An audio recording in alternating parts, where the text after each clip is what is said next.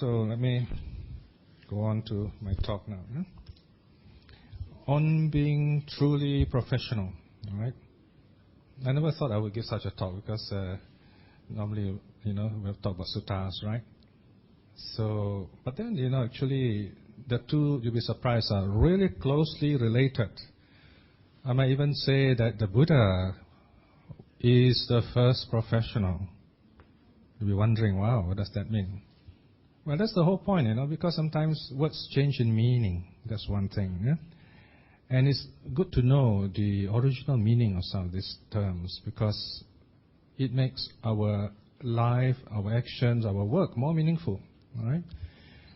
We are living at a time where when people see anything good, they'll copy it and then they simply put their name on it. That's called piracy, but everyone does it. Almost everyone, anyway. One of those things happening right now is meditation. You find there's a lot of Western interest, professional interest in meditation. There are scientists and specialists and scholars who are very interested in meditation. And they don't call themselves Buddhists, but they know Buddhism very well. And now, the scientists, they're using all kinds of experiments, right? So they're and they know all this, the mechanics of meditation, how to do it very well, because they got machines and so on. So there might come a time when, we might not be so good in teaching it as the scientists, but the scientists will give you statistics and diagrams and x-rays and all those computer graphics. Wow, it's amazing. These people must really know meditation, We are in a very dangerous times, Then we start believing the scientists say, Buddha must be out of date, Well, one thing I can tell you, nobody can measure peace of mind. Okay? So, this idea of meditation and peace of mind is the last frontier of science. In fact, you might say, science probably will never be able to measure it, because how do you measure beauty? How do you measure peacefulness? Very hard. But these are not things, they are feelings. They are special qualities. They are qualities that make you approach nearer and nearer Nirvana. You can't measure Nirvana, because Nirvana is beyond measurement. We live in a world of measurements. So you get out of measurements, that is something like Nirvana, if you like. So, of course, when we talk about professional, I'm sure some of the first thing that comes to your mind will be you got to have a good university education, for example, right? To be a specialist and so on. So, today, when we talk about professional, you got to have a very good education, the university. Now, the university started with the idea of freedom of education. Those days, I'm talking about more a Western idea at this point. If you are a scholar, especially a university scholar, you got special privileges, You can travel anywhere throughout Europe. You have freedom of passage. You are given a place to stay and so on. And when you study hard enough, you are a bachelor of arts or bachelor of something, you are a doctor of something, you spend more years in studies, and if you're really good and specialized to complete many years of study, you become a professor, for example, right? So you have names like bachelor, master, doctor, professor. Now all these terms, have you ever thought, why is it called bachelor? Why no spinster of arts or something? Bachelor. Because this beginning of professional training in the university started in the monasteries, both in Asia, among the Buddhists, and in Europe, in the medieval monasteries. In a sense, we should ask the question, where did this Western monasticism come from? The Bible never talks about being monks, So where did this idea come from? Very interesting area, So, of course, where Buddhists and the Buddha are concerned, we know monasticism is a very important part of Buddhism. The word bachelor, we know, means someone who stays single and celibate. No sex, in other words. Bachelor. And I'm talking about the original ideal meaning. So these students who study in these early monasteries, whether in India or in Europe, they were really celibate. They were really bachelors. So, and some of them were actually monks, So that's how we got the word bachelor. It started in the monasteries. Even in Thailand today, you still have monastery schools. Right? even for lay people. So now there are two kinds of monastery school. One is for the monks, and I attended those kind of monastery schools when I was in Thailand for 5 years. And of course, there's the layman's school for students also. So two kinds now, right? Then master. Master here, the Latin word actually is magister. From magister you get magistrate. Actually, magister means teacher. Okay, so this person is so good in this topic. He is very good in teaching it. So you have the second level, master of this, master of that. You spend more years, second degree, and then you have doctor. Again, this word doctor, very interesting. Eh? You find in America they use the word physician, right? Because they are very aware of Latin. Eh? So doctor, the noun is doctrine. A doctor is one who's good in his doctrine. Doctrine means what? The Dharma, for example, is doctrine. And docere is a Latin meaning to teach. All right. So again, you see this idea of teaching there. A doctor is one who knows his stuff so well that he specializes in it. And in a sense, you might say, to extend the meaning, he also can heal you through his knowledge. All right. So that's doctor. What about professor? A professor is someone who professes the learning. So this is where we come to this word, profess. No? The original meaning of profess goes back a long time. I looked up in the Ondo's etymology dictionary. In fact, the earliest written record, is 13th century, 12 something. Professional. To profess means to declare publicly your faith, your religion. It's got nothing to do with working, at first. So that's why I say the Buddha is a first professional. But that's not the only thing I meant, because the Buddha is much more than that, as we will gather. In fact, this whole talk you find the Buddha is the ideal professional. And of course, we can learn a few things. If you are a professional of the world, there are lots of things, in fact, we can learn from the Buddhist idea and ideal of professionalism. So the early meaning, in fact, goes back to Middle English. Profession means to declare publicly your faith, right? And it's also later applied to work, because some people swear by their religion, others swear by their work. Okay, so it's up to you which one you swear by, so to speak, in a good sense. And then you have another word, vocation. Now today, the meaning is quite different. I heard once these students from one of those elite schools. Let me not name it. So the students were joking at each other. They were looking down at their friends and said, "My goodness, don't you understand this? Like, you come from a vocational school or what?" So do you come from a vocational school or what? So because the idea of vocational means you come from a school where you do mostly manual things, technical things. Your mind is not that bright. You can't think logic well. Now this division was done recently only. Probably the earliest the farthest back we can go is during Industrial Revolution, where they separate students. If you are a science student, you go into profession. If you're not so good, then you go into vocation, And of course, I'm not talking about the humanities and sciences here. These are both, in a sense, the science area. But what is the origin meaning of vocation? Vocation comes from the Latin word vocare, meaning to call. To call. Vocal, vocal. So a calling. In other words, you become a priest or a monk, vocation. I spent my vocation for 20 years. That's another way of talking about being a monk, right? A calling. It's like as if you hear the Buddha saying, "Come," and then you become a monk, something like that, So in the West, they say they hear God calling them, So it's called a calling. You see on TV sometimes, you watch TV, all those funny quotes, saying some kind of quotes there telling this group of Italians say you got to go to camp, So you're called, all right?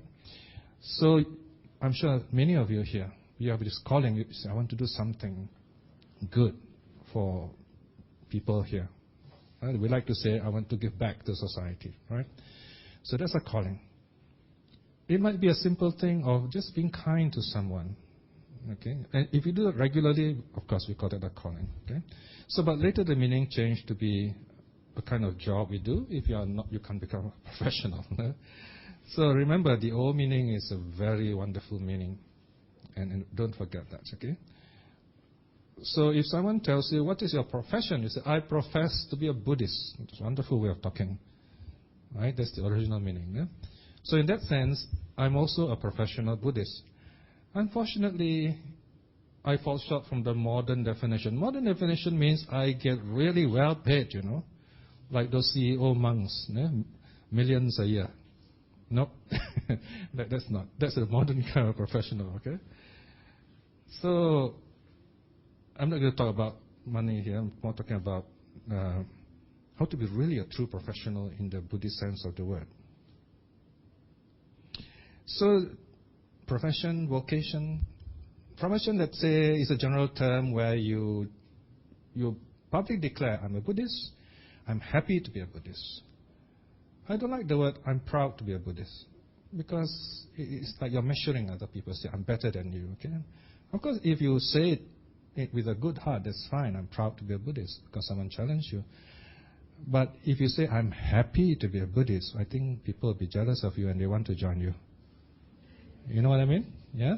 I'm happy to be a Buddhist. And you just smile and say that, And people say, wow, that's great. I want to join you. All right? So this happiness is very important. You see the Buddha, there's always a gentle smile on the Buddha. Yeah? Now, I don't know, now one of my sons is doing literature, of all things. In literature, you got to read a lot, So I happened to look through all those books that he has to study, and one of them is called Good Earth by Pearl S. Buck. She's the daughter of an American evangelist preacher in China in the 30s. Very bad time for China. She wrote a very moving story about the Chinese in those days. In fact, her writing is so effective that the Americans at that time thought, wow, the Chinese is a great race, and the World War II was coming. So the Americans were taking the side of the Chinese, and of course the Japanese later stupidly bombed Pearl Harbor and that made things worse. So the Americans had a good idea of the Chinese. One reason is because of Pearl S. Buck's book called The Good Earth. But my point here is to tell you a short story, which I actually wrote in a reflection last week, I think. At one point in chapter 14, I think, Pearl S. Buck wrote about this character, one of the main characters there. He's a simple Chinese man, and there were preachers there, Christian preachers trying to convert the Chinese. He's a white man, he hands a flyer, a tract, we call it, to this character called Wang Lung, I think. It's a picture of a man, half-naked man, pinned to a crosspiece, says the author, okay, looking almost dead, suffering. Of course, this man has never seen this picture. He got a shock. He says, my goodness, what picture is this? He was terrified. He went back, asked his father, what do you make of this? The father said, my goodness, this man must have committed some terrible crimes for him to be punished. Because he was reflecting at that time in China, that's what happens when, you get punished and you get crucified. You're tortured, So that's how we relate to this. He got a shock. He said, my goodness, this man is suffering, So religious symbols are very important, If we project pain, people will think that's pain. But when you see the Buddha, there was, on the other side of the world in France, there was this writer called Anatole France. He doesn't know Buddhism. One day he saw this beautiful Buddha image, serenely meditating. He was simply moved by this. He says, my, this peace is so peaceful. So that is why we have happy images where Buddhism is concerned. So people tell you Buddhism is pessimistic. You say, look at your religious symbols. Look at our religious symbols. We are happy. Right? You sit here, you watch the Buddha image, tells you meditate. Some people say, Buddha always close his eye, don't care about the world. He didn't close his eyes. He's half closed. He's looking down so that he can focus. He's not a busybody watching you and telling, hey, you must do this, He says, these are the best things to do, 5 precepts. You try your best, think for yourself, right? You are in trouble. There are my monks there, you can ask them. But he's not going to tell you everything what to do, because you know what to do in due course, right? So the presence of the Buddha is very important to us, at the happy presence of the Buddha. The Buddha teaches us how to be truly happy without relying on anything outside of us. And this is wonderful, to be truly happy. It's like you raise your children and you teach them to be happy. Not on account of yourself alone, but by themselves, by their own self-understanding, because sooner or later they have to be independent. So my favorite analogy is, that there are some people tell you, oh, my Savior will save you when you're in trouble. He's the supreme life-saver. I say, wonderful. But I say, my life-saver teaches me how to swim. So that if I'm stuck in the dangerous waters, I know how to swim back to land. I don't have to say help, and then he drag me out. Simple one, the idea is help, they'll put your hand, and then you get dragged out. But if you can swim, isn't it better? So in Buddhism, we are taught how to rely on ourselves, how to be truly good in swimming, so that we get out of the sea of samsara. Okay? So when we profess Buddhism, means we know how to do all these things ourselves. We don't really need external help. Of course, if that's given to us, that's fine too. But what I'm saying is we can do it ourselves if we want to. We are taught how to do it, each of us individually. And that's the most wonderful thing. Now, so when we talk about this ability to practice Buddhism, to be a professional, Buddhism has many models of teachings. You see, all the different things you learn in Sunday school or in the Dharma books, we can look at them as models. You can take any of them and talk Buddhism, depending on your interest. So like today we can, in terms of professionalism, we can, for example, take a very familiar model called the 4 Brahma Viharas, the 4 divine abodes. The Buddha introduced this idea of the 4 divine abodes because in Buddha's time, there were many people who believed in the God idea, Brahma, the creator. You see? I would say the Buddha was so successful in introducing this idea of the 4 Brahma Viharas and talking that God is not up there in heaven, but in your heart, became so successful that today you find that Indians hardly talk of this creator God. In fact, in a sense, Brahma became quite unpopular with the Brahmins and Hindus because he got converted to Buddhism. When I was speaking, the creator God of the ancient Vedic legends. He comes down, he invites the Buddha to teach the Dharma. He comes down to, tell people to practice and so on. So here, the Brahmins say, you want to go to heaven, go to God, you must come to us. We are born from the mouth of God. So this is what the Brahmins tell the lay people. But they are the professionals. Because why? They want to maintain their hold on religion, they want to control people. But the Buddha and the Reform followers, they said, no, we want to think for ourselves. For example, karma, according to this ancient religion, means rituals. You must perform everything correctly. Very much like the way some of this professional, okay, when I say professional, I mean the money-based Buddhism. Someone dies. You want someone to chant how many suttas, no? $1,000 per sutta, whatever. So the Brahmins were like that. Okay? So we don't want this Brahmanism to continue in this kind of Buddhism. We are giving it this up. Because when the Buddha passed away, he told Ananda, don't worry about my rituals, There are wise laymen who can perform all these ceremonies. So notice here, the Buddha didn't say the monks were to pray, were to conduct all this ceremony when he died. He said laymen could do it. Can you imagine laymen are the ones who are performing ceremonies, ritual funerals for the monks, for the Buddha? But today it's the other way around. We get the monks to perform ceremonies for lay people. It's the other way around. It's against the Buddha's instructions. Look at the Mahaparinibbana Sutta, very clearly documented there. Why do the monks do that today? Because a lot of money involved. So the Buddha says no to the Brahmins. He says, you don't have heaven, God up there, don't worry. You can cultivate all those qualities inside you. You can cultivate the qualities of Brahma, of the great God up there inside you. And Brahma is said to have 4 faces, right? You can see this statue in Wat Anand, you can see this statue in Palelai, That's not Buddha. No? The Chinese call it 4-faced Buddha, right? No, it's not Buddha. It's Brahma.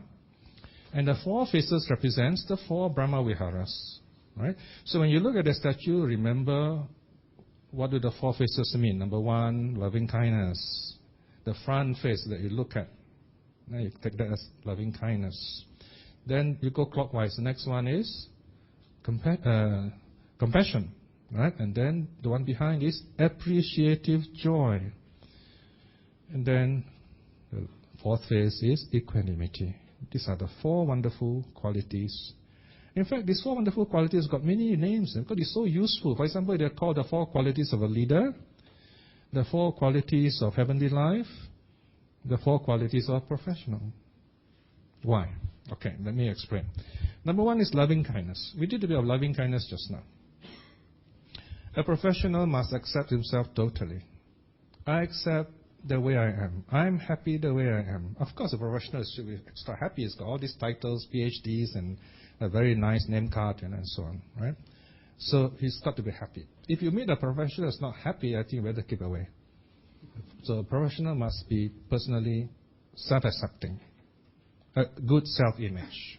Then he'll be good in his job. But who are the professionals? You have doctors, lawyers, people who are really well-trained, specialized, spend many years in their work, right? In a sense, you might say even the monks are professionals too, in the old sense of the word. Okay? So this importance of self-acceptance. Number 2, this professional must also have lots of compassion. The doctor, the lawyer, and so on. So this is a special touch of the true professional. He's able to do pro bono, for example. You find out these lawyers, they say, it's okay, you can't pay, we'll do pro bono for you, right? So they have this wonderful aspect, the human aspect. They can do that. Otherwise, you might end up proving this Shadrach right, that only the rich get justice in Singapore and the poor go to prison. It's terrible, isn't it? Because we can't defend ourselves because we can't get a good lawyer. Does it mean you know law better? You can weasel your way out and then, Well, sadly, it's possible sometimes, but let's hope we get very good lawyers who can really bring out the truth. So you've got to be compassionate here. All right? So that's why you have justice, not just the law. Compassion, accepting others who are less fortunate. The monks are the most compassionate professionals because a lot of people who go to the monks have a lot of problems. And very often, one of the worst things about being a monk is you hear the same problems again and again and again. And if you're not well trained, you go mad. Every day you hear the same problem. One day you hear many times the same problem, So one day you might get fed up. You start, why can't you solve your own problem? In fact, it happened to me once. I didn't shout at anybody. I was asking one of my old teachers. I said, these people. I was a very young monk. Why would they come to you and ask you the same problem every time? It's terrible. Why can't they solve your own problem? And then the teacher said, you should take it as being lucky because if they ask you the same problems, you give them the same answer.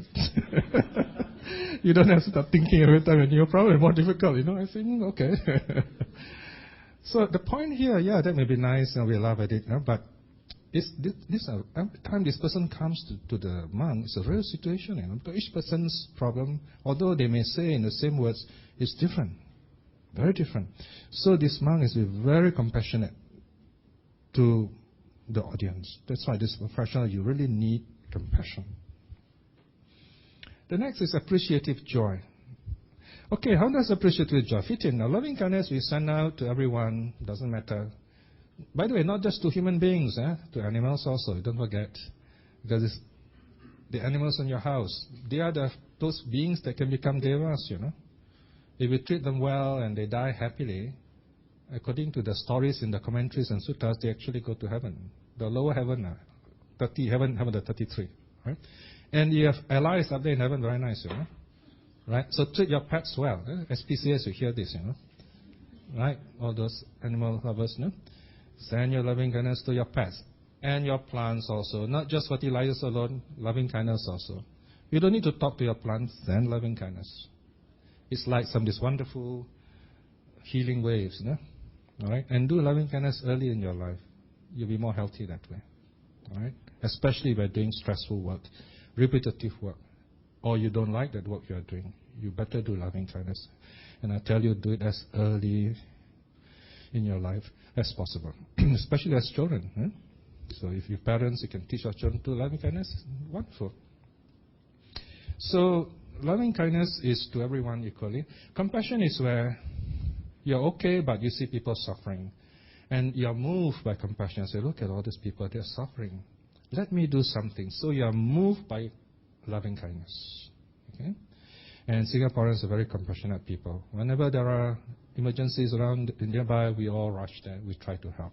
Even right now, you have one group in Thailand, another group in Myanmar, another group in Sri Lanka, and a few groups in Indonesia, right? So Singapore is a very small place, so we've got to think of excuse of getting out also. But it's a good way of showing compassion. It also shows that we are a small country, but our heart is very big. Yeah? So appreciative joy is when other people are better than us. Right? So you may be a professional, but then you find, wow, this guy knows a lot, no more than me. Right? So what do? I'm not going to feel jealous. If you are jealous, it's unprofessional. So you say, wow, this is great, so can I learn from you? Oh, you learn from these people. So in the scholarly world, we appreciate the facts that we learn from our predecessors, right? In the professional world, in the scholarly world, you got to acknowledge properly all your sources and so on. That's a very important way of saying where we got our learning from. Of course, as Buddhists, we always quote the Buddha. That is why the suttas have numbers.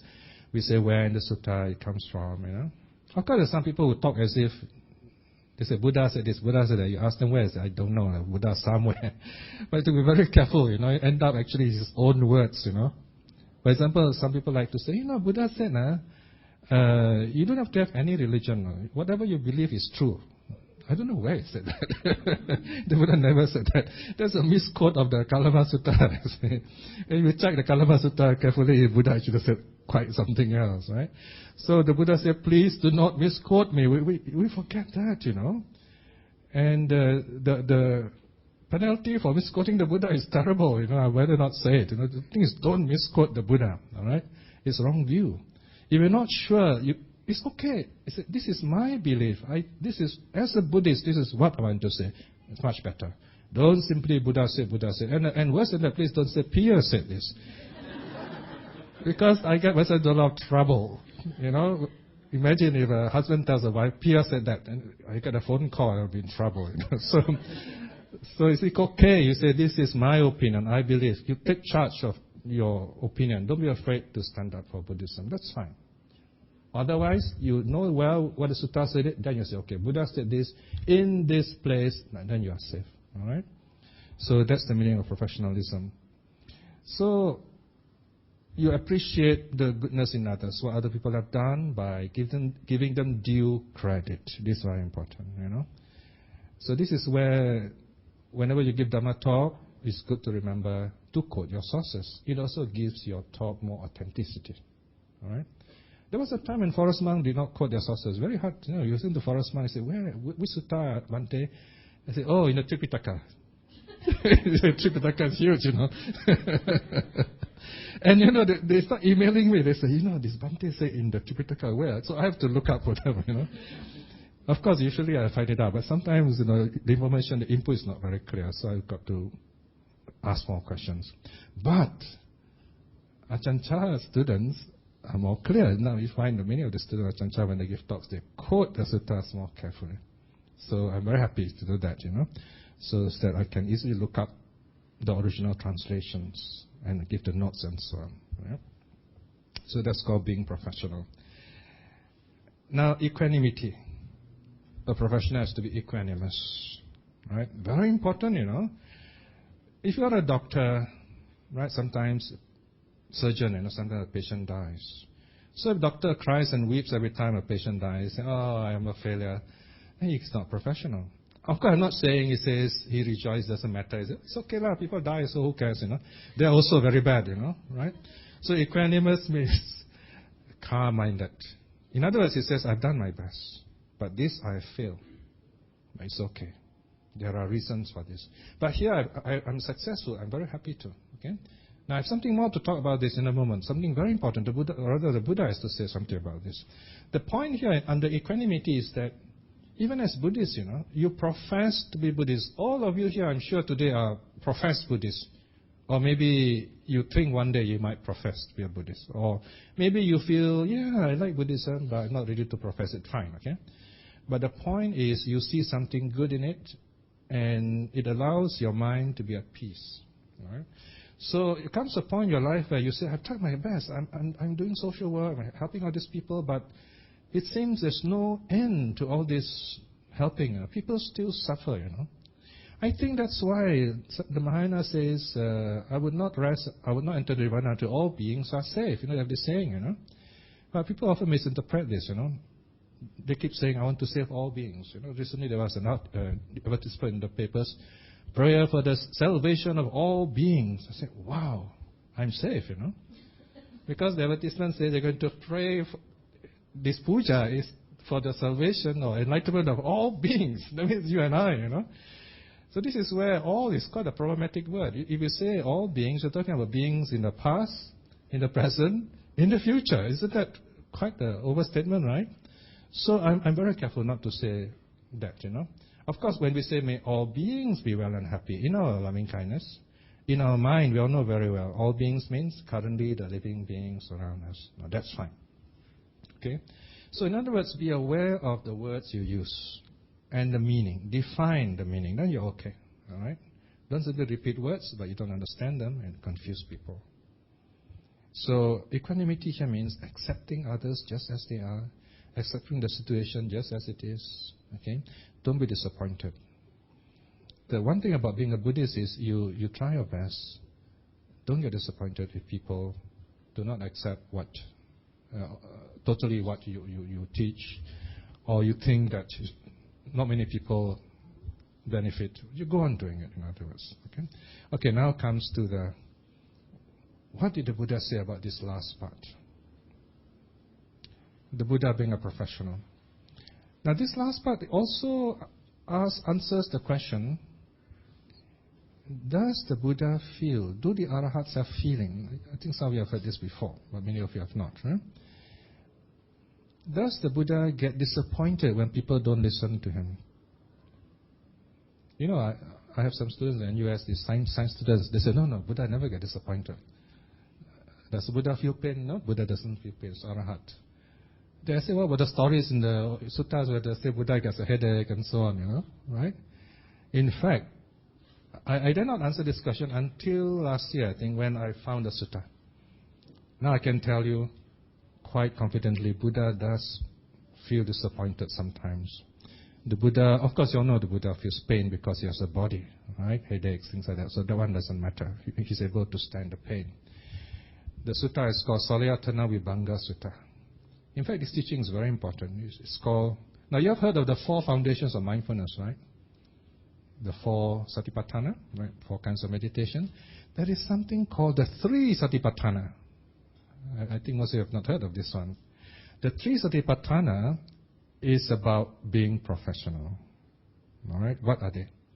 Let me read to you. The Buddha says, basically the Buddha is saying, who is the truly noble teacher? All right? He says there are 3 kinds of teachers. Or he's talking about himself actually. He says that there are 3 kinds of situations a teacher like him, a teacher like the Buddha, an Arahat would face. Number 1, he says, here bhikshus, the teacher teaches the Dharma to his disciples out of compassion for their happiness, moved by compassion, thinking, this is for your welfare, this is for your happiness. His disciples do not wish to listen, do not lend ear, do not arouse their minds to understand, and deviate from the teacher's teaching.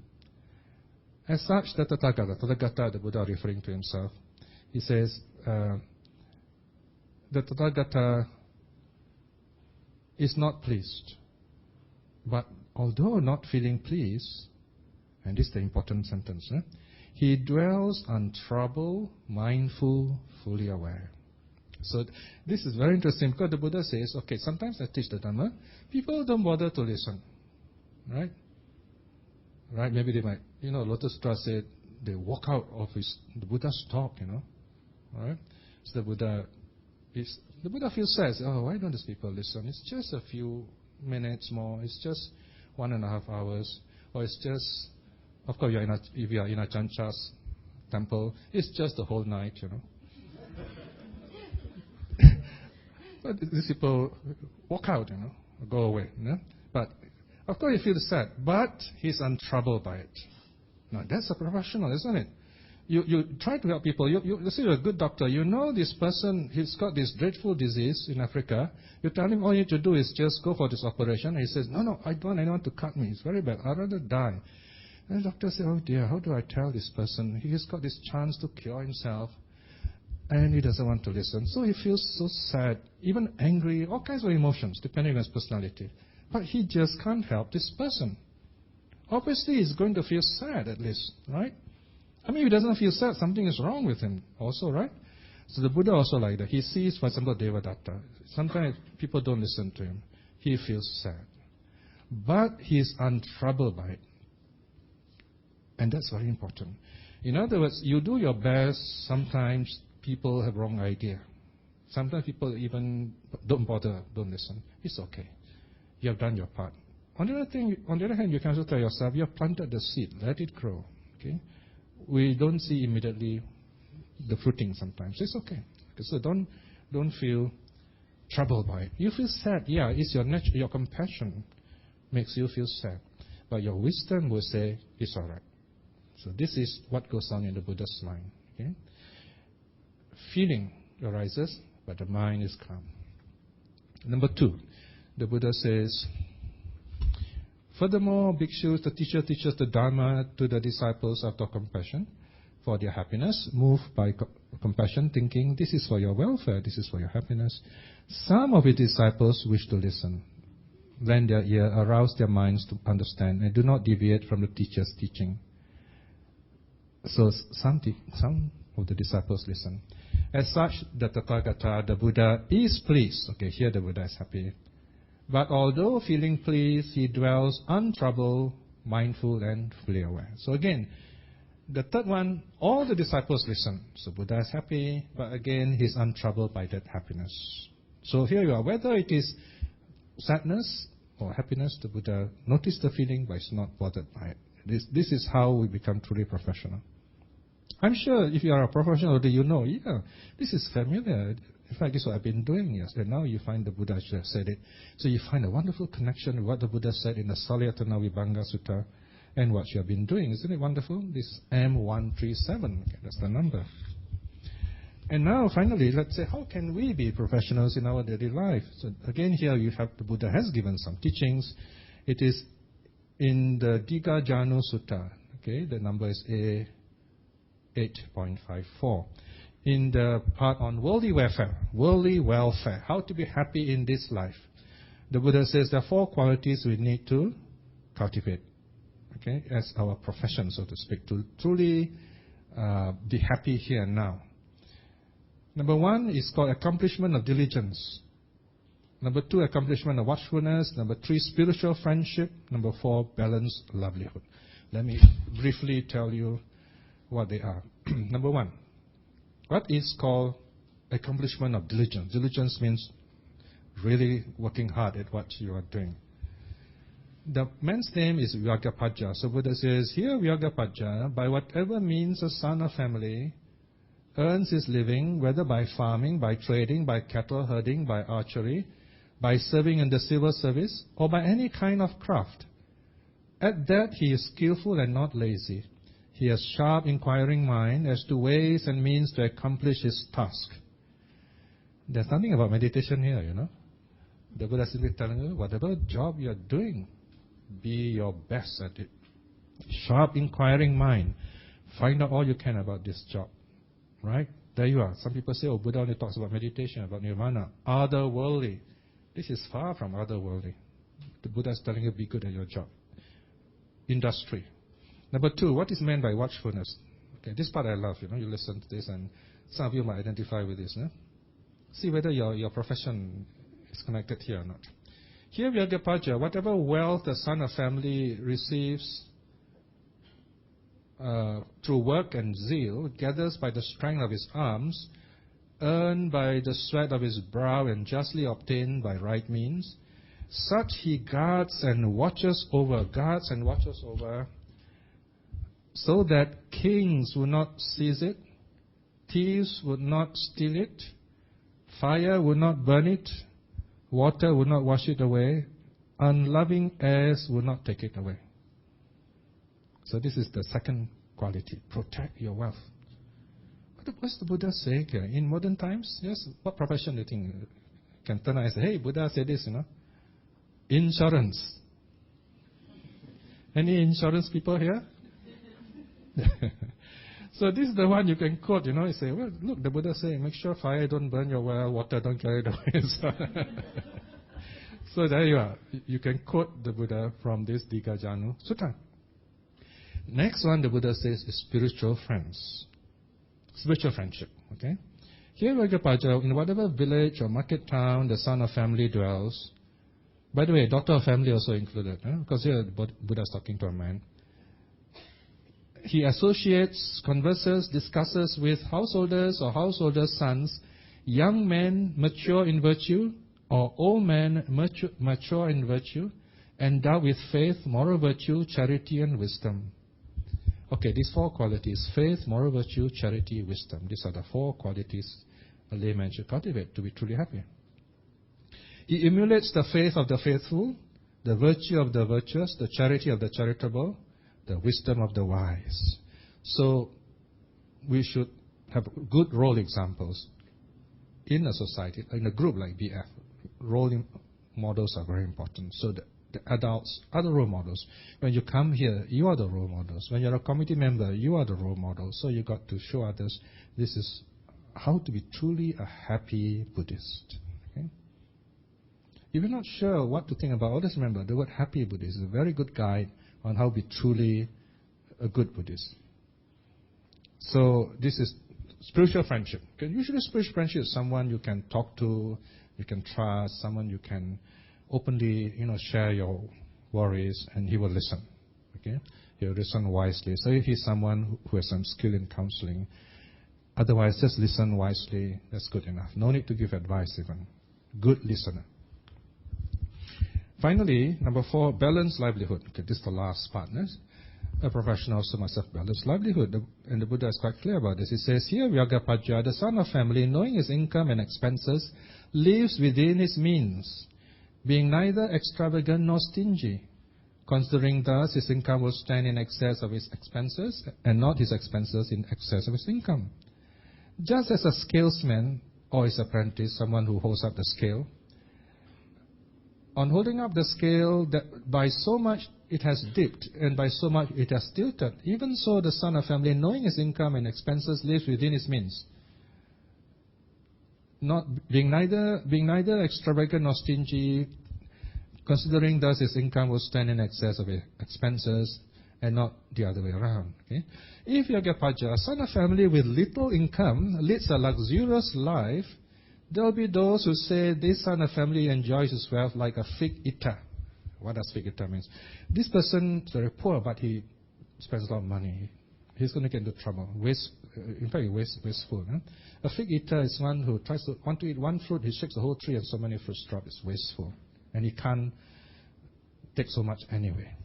On the other hand, Vyagapaja, if the son of family with a large income leads a mean life, there'll be those who say this son of family will die of starvation.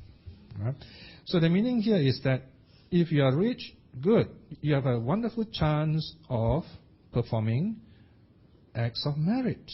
Imagine how many wonderful things you can do with your wealth. Not just printing Buddhist books. The problem of printing some of these books, people don't read them, They just worship them maybe, So that's not the way. You've got to read them, right? If that's the way, fine, okay? You can use the money to travel, help all those poor people out there. I know some rich people, they're very kind and compassionate. During the holidays, they will go to some upcountry in Thailand or Myanmar, and they blend with the natives there. They go native, as we say. And they just go around and see who needs help, and they just quietly donate some money to build a school, build some new building, a temple, and so on. It's amazing how they use their wealth to help others, right? So there are many ways of doing this. But one thing, don't forget, there are also poor people here in Singapore, Sometimes you help out there.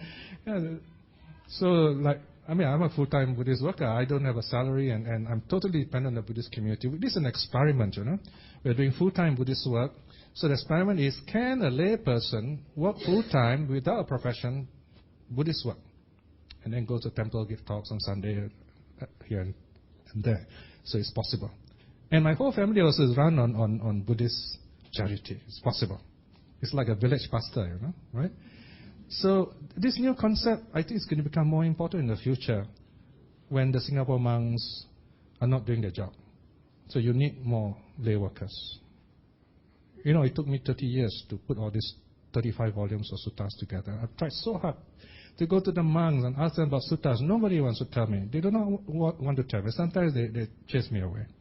They say, oh, this guy really troublesome. You know, sutta. He must be mad, this guy. You know? I was actually scolded of that. I said, this guy is mad with Dhamma. I took that as a compliment, of course. Yeah. So all that I do because I profess Buddhism. I do not know what else to do, frankly. Okay? So I end my talk here. So we'll have some time for questions. Okay? Anybody like to start? Any questions?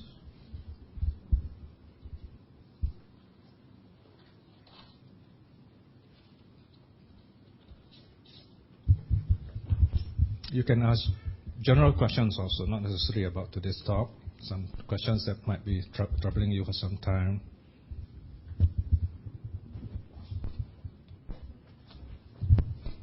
Okay, meantime, we were passing around the latest flyer of our courses, which is coming. Yeah, that's possible.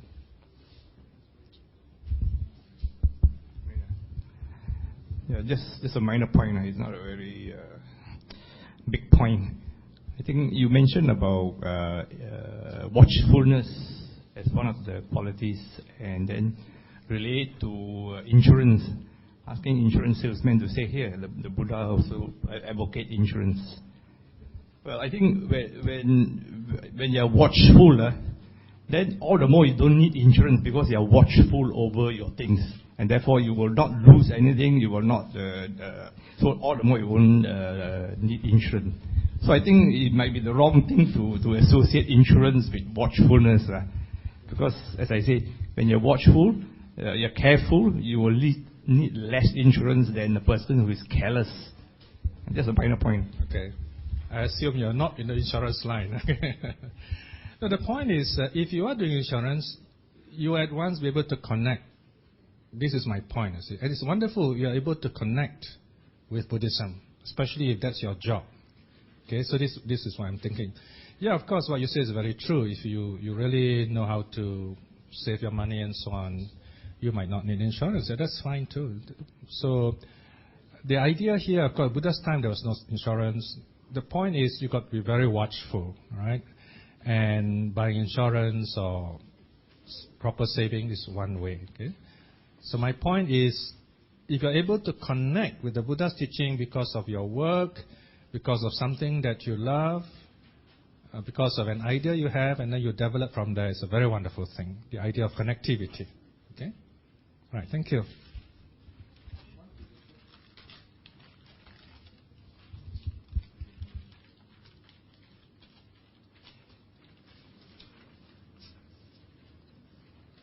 Another question?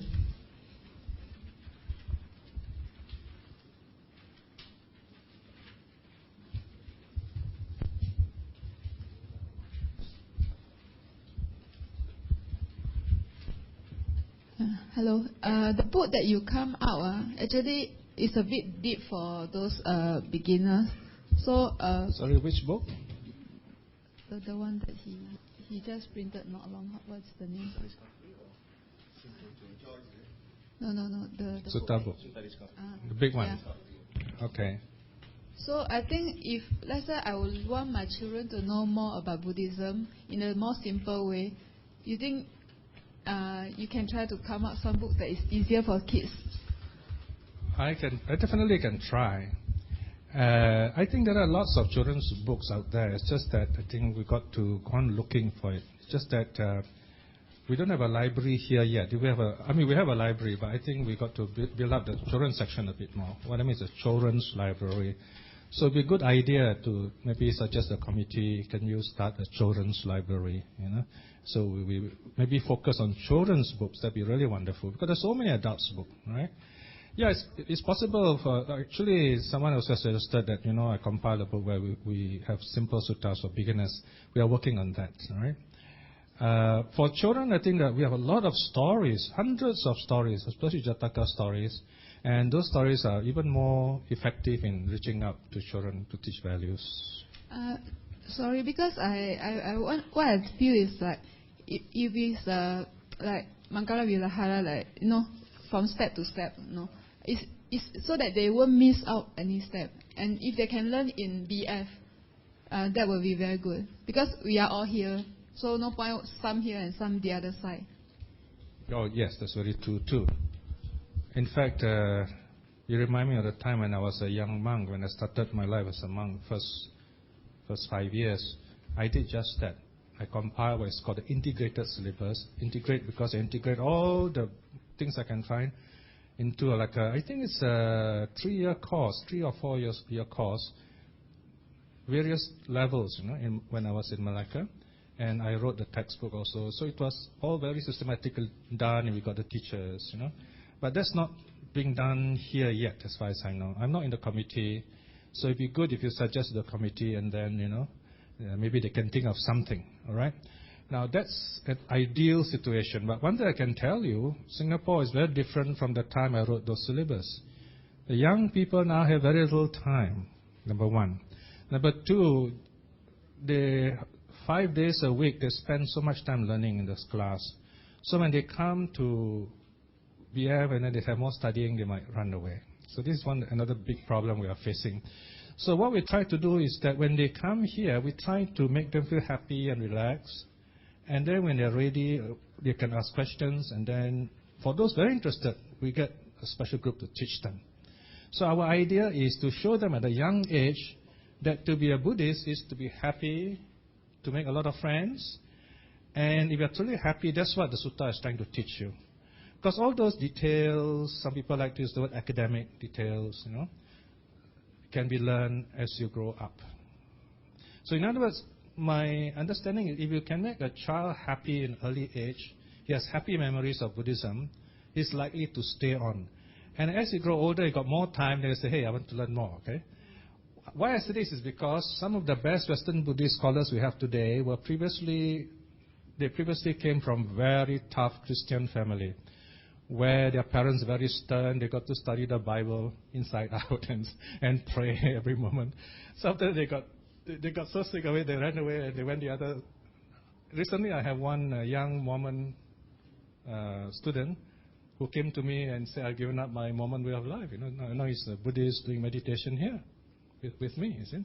So this is where we got to be careful not to overwhelm our young in such a way that it will scare them. So we got to present Buddhism in a very gentle. There are many ways of presenting Buddhism. Yeah. Sorry. Why not do in a way like cartoon, so that they can learn also? I think the committee should get your name and ask you, get ideas from you. It's really wonderful. Okay. Maybe you talk to Dr. Henry or somebody. We got 2 Henrys, also president, and then so you can. Yeah, we will. You tell us your ideas, okay? Right. So we will think about those things because BF has got so many projects that we can do. Once we get the right people, the many things we can do. It's a wonderful idea. Thank you very much. No? So if you see some of these children's books, some of them are soft copies online. Just collect them, okay? And then maybe we can tell people, okay, these are the things you can have. You can use these books, okay? Any other questions? Okay, one more question at the back.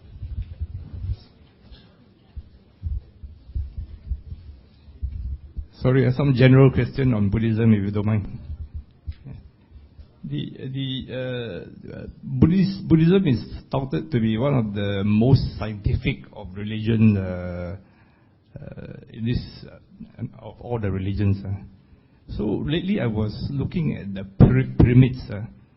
And up to date, I think it's lasting 5,000 years, I think. And up to date, no science has ever been able to account for how the pyramids were built. So what is the take of Buddhism on how this structure was actually built? Because every theory that came up was all being sort of cast aside as not being scientific. See? So are there any logical explanation of how the pyramids was actually built 5,000 years ago? I'm not an Egyptologist, So Buddhism doesn't explain everything, okay? Especially things which are not connected with our personal development. Buddhism is about personal development. There are, of course, lots of mysteries in the world. At this point, we still do not know. But it's a matter of time. Some things take longer. So I really have no answer for that. Because I'm not a scientist. And Buddhism doesn't talk about pyramids in that kind of pyramid, you know. Although in India you have a different kind of pyramid, you call it a stupa, all right? So there are many interesting theories. So maybe if you ask an Egyptologist, that person can give you a much more satisfying answer, okay? All right, any other question about, yeah? Okay. Thank you, Mr. Tan, for a wonderful talk. My question is regarding about how the Buddha feels sad and disappointed. I have to confess that I profess that the Buddha doesn't have any feelings of sadness or disappointment because it suggests that the Buddha is clinging to something. Therefore, when he doesn't get it, he feels sad or disappointed. So, in my way of thinking, perhaps when the Buddha is saying that he is not pleased, maybe he's equanimous, definitely equanimous, but no negative emotions will arise in his mind. So that's the way I see it. Can you comment, please?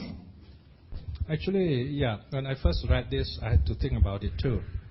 Then I imagine I'm a professional, like I'm a doctor. You know, remember that story I told you? You're a doctor, and this patient say got malaria. Well, you just say take this pill. I said no, I don't. You know, because my religion don't allow it. You say, what? This is so stupid. You know, at first you feel very sad, you even feel angry, but then you cannot let it get to you, as we say, right? So, I mean, a professional is meant to be very calm and is the best in the field.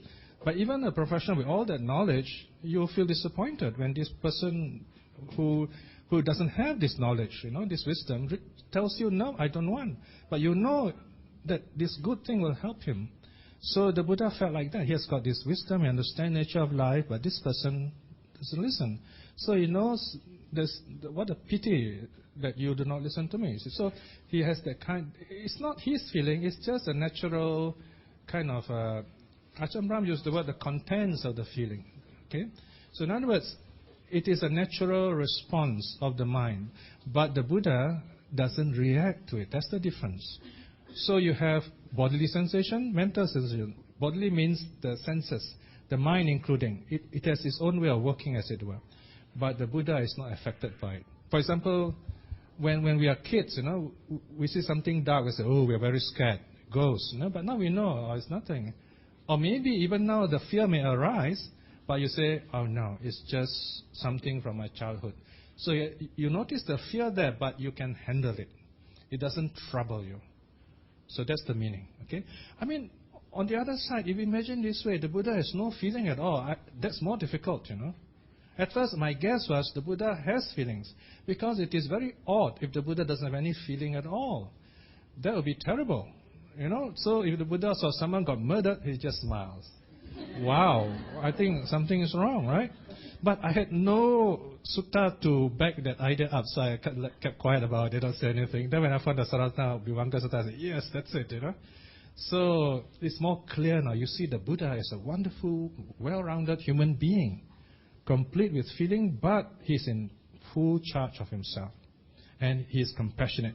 You cannot have someone being compassionate and has no feeling. It's impossible. So the picture is very clear there. All right?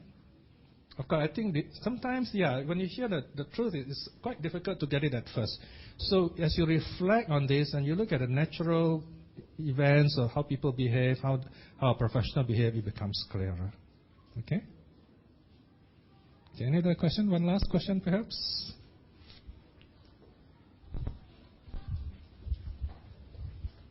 Usually the questions start flooding in when we say it's going to end. Huh? Okay. Maybe you can see this from the perspective of, let's say, a surgeon. Okay, whether a surgeon being equanimous, well, he responds only to situation of science and medicines, and he does not respond to emotion. And if you have a surgeon that, let's say, operates on his wife, and he has a lot of feeling for her, do you think he can perform his surgery well? Are you a surgeon? No, I'm not. Yes, yeah, I'm okay. a But the science first teacher. thing, a surgeon would not operate on his own wife. Very unlikely. He'll probably get someone else to do it, Now, I didn't say a surgeon doesn't have emotions, I'm talking about in his profession, he'll act professional. But if you stole his rare collection of stamps or comics, he'll probably get very upset. So he might have other emotions, but where his work is concerned, he might really be in charge. That's what I mean. Okay? So he does have emotions, just like any other unawakened person. But because of his training in that particular field, he should be professional. That's what I mean. Okay? So I hope that answers your question. All right. Okay, any other last questions?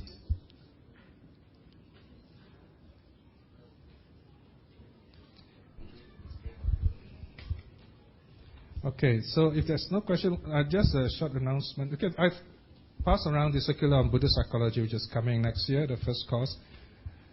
Now, this course, we also have what's called a webcast. I'm very happy to discover that, this University of California at Berkeley, where I went, or I was invited to attend, they have taken the whole course on Buddhist psychology by one of the professors I attended, Eleanor Roche. This professor, a tenured professor, that means they're professors for life, so they're there with the university for forever, so to speak.